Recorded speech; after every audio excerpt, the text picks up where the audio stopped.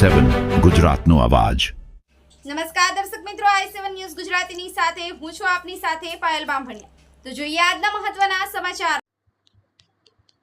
વડાલી તાલુકામાં તિરંગા રેલી યોજાઈ। જમ્મુ કાશ્મીરના પહેલગામમાં થયેલા આતંકવાદી હુમલા પછી ભારતીય સેના દ્વારા જે શૌર્ય દાખવી પાકિસ્તાનને પાઠ ભણાવ્યો છે, તેના સન્માનમાં સમગ્ર દેશમાં ઠેર ઠેર તિરંગા રેલી યોજાઈ રહી છે।